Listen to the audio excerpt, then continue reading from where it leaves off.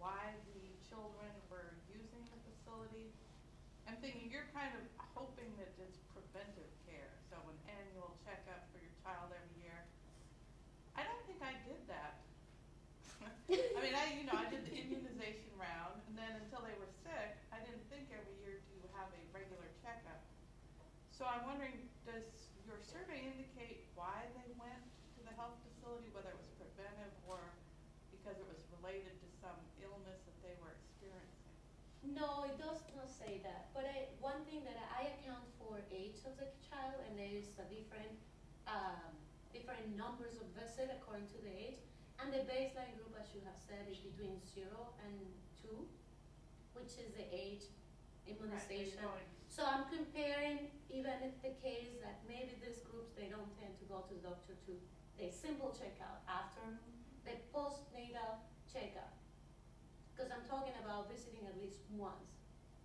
So it's not like you have to go to the doctor and you're paranoid parent and go to the doctor 20 times, but you at least went to the general checkup. So at least you went to the general checkup. Not so beyond the vaccines, until the schools required it for athletics. Exactly. So if you are one of those parents with a child between 0 and 2, yeah, then you at least have visited for the minimum care. Right. So this is when the comparison makes sense. Otherwise, then yeah, it will be very variable, especially for the further age, like teenagers, 12 to 17. So, yeah. Well, a general question, Monica, and then a little more specific one. In terms of how you see this study in the literature, it seems like there's two roads that you can take. One is that this is an assimilation story. And we know that there's a large literature that talks about how even if children are born here, the assimilation process continues through multiple generations. And that even a third generation immigrant shows signs of not behaving exactly as a domestically born person does, because the assimilation process continues through the generations. So the question is whether these results are reflective of kind of a second generation assimilation process going on, or whether this is a pure demand story, that even if the family had spent a lot of time in the United States and all of the effects of assimilation had worked themselves out, there are simply immutable differences in demand between immigrant families and non-immigrant families. And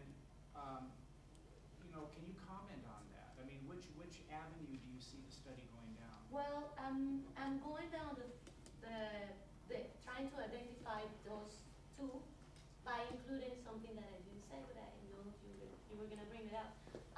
Years in the U.S. Right. So the thing is that variable it needs a lot of work because of the change in the survey and the cohort effect that in the literature board has discussed. But what I want to try to do is whether that if I'm able to account for how many years the family had in the country, plus the citizenship of the family and the citizen of the child, I can account whether this is just an immigrant effect or is something regarding to how many years they have in the country, whether that changed the use of care and the health access to health care. So yeah, I haven't done that. So far I don't have an answer for your question, but that's the next step. That's in the to-do list. Okay. So, and then it seems like the child's nativity status makes a big difference. For example, in the doctor's visit. Yeah, I was going to frequency. And so maybe I missed this, but what percentage of the kids were themselves born abroad? I mean, there might be child immigrants. Yeah, I mentioned that the child immigrants of native family are very small. Like it's less than 1% of the it's actually half of 1% of the population. Okay. So it's very small. Right. And then for immigrant family, there is a big proportion is native children or U.S. born children. And then I would say, as far as my numbers are coming, 60% of U.S. born children, and the rest are foreign born children. So the big number of foreign born children are coming from immigrant families. Okay, all right. And then one last thing. I like the idea that you're race and nativity status, because there's such a high correlation between race and nativity status among this particular group, you have to kind of control for race. But I have a different interpretation of those interactions. You know, there are documented racial differences in demand for health services and in access and in barriers to entry and so forth. And by controlling for race, what you are really doing is teasing out those racial differences in access. And I have myself done work on discrimination against immigrants. And we know that there's a high correlation between immigrant groups and race when it comes to discrimination. So, you know, if you're going to claim discrimination against immigrants, you have to tease out the race effect. And as it turns out, once you do that, the discrimination against on the basis of nativity status tends to dissipate. So the fact that you're controlling for race is very important, but I think you may. But and the fact that I still get the findings on the negative impact of parental nativity, still there, regardless of race. Right, yeah. that's good. That's it. Will you be looking at the difference between, or be able to tease out the documented, undocumented, children of documented, undocumented, and the way in which that impacts use of health services, because that has to be playing a role here. And also, I'm thinking across states, there has to be differentiation in terms of the kinds of laws that constrain or prevent immigrants from making use of, especially undocumented immigrants, from making use of healthcare services. Well, and I'm wondering if you would also be including that as part of the comparison between Minnesota and the national scene. yeah, for the first part, I'm not able to account for whether parents are documented, undocumented. That's a golden question in immigration. But I'm able to, what I'm going to try to do is, I know the citizenship status of the parents.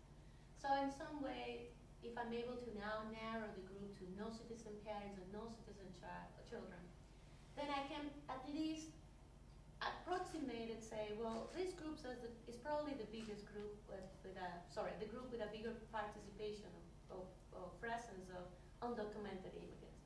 So I can tell, like, that could tell me something about the story behind undocumented immigrants. But really, really to pin down and tell you about whether parents are undocumented or otherwise, I cannot tell that from the data.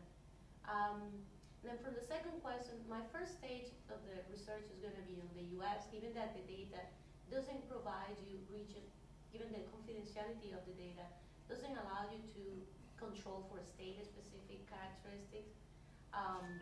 But my idea in future, when I was talking about the alternative medicine use, is to try to do something about maybe the Somali and Hmong community and Hispanic community in Minnesota in terms of the use of care and whether they have alternative use of care and what those alternative use of cares are. Like that would be like extension in terms of Minnesota. But with this data, I won't be able to look at Minnesota as a particular group. So, yeah.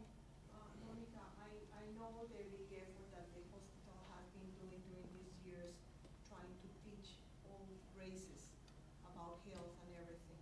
However, I think that beginning next January, you need to start contemplating one of the variables that is going to be, because beginning January, they are not going to take, healthcare is not going to provide a pregnancy coverage for non-native.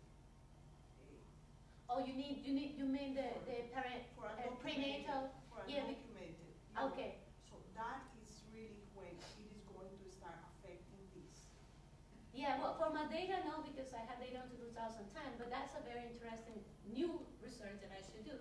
Because, yes, I right. didn't know, it's something completely new to me. I don't know if you were aware about it. No, I wasn't aware that they were going The to only change. coverage that they are going to, they are going to have is childbirth at the moment of birth. Because they enter through the moment of emergency birth, rooms, but yeah.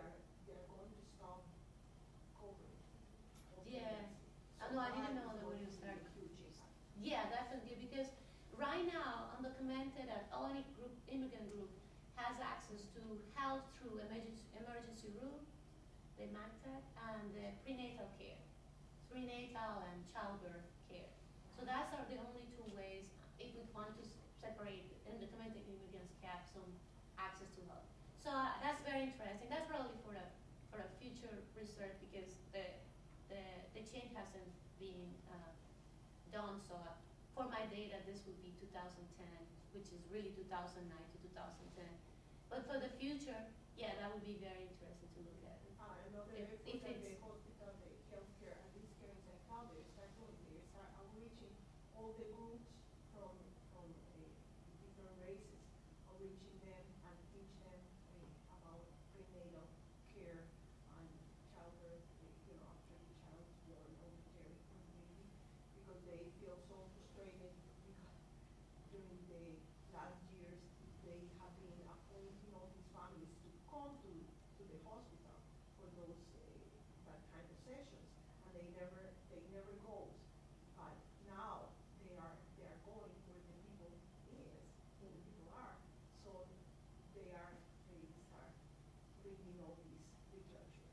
Well, last year, when I was talking about the healthcare use in terms of ERs and the cost for hospitals of intensive use of emergency rooms for particular groups, I also bring up another topic that I'm interested in is about community health center. So I don't know what's gonna be the participation of community health centers in this particular change, because now if hospitals are not gonna offer this prenatal care, or immigrants don't have access to this prenatal care, what's gonna be the role of community health center in this change? And then we know, well, most of the major group of community health center, they don't require the checking out of whether the person is foreign-born, immigrant, documented, undocumented. So that would be another. Yeah, I think that what has been saving the immigrants in these years has been the Minnesota Family Center, because they open to all over their giving services to everyone, and they have, I know that those numbers that you told, they're better just because of the service, and that is one of the supports that we really, efforts that we really need to support in the community, and more. Yeah, more in that stage, but I can tell you, I go to classes, even breastfeeding classes. That's too much information, but. Any additional comment or question? I think numbers that you could use just in general about for each race, the numbers or the percent of undocumented immigrants that might play into some of these results that you see. So your survey doesn't distinguish if they're legal or illegals, and they could be both, so there's no selection that you can use. Yeah. Are there numbers about the general population that might give some insight about those proportions?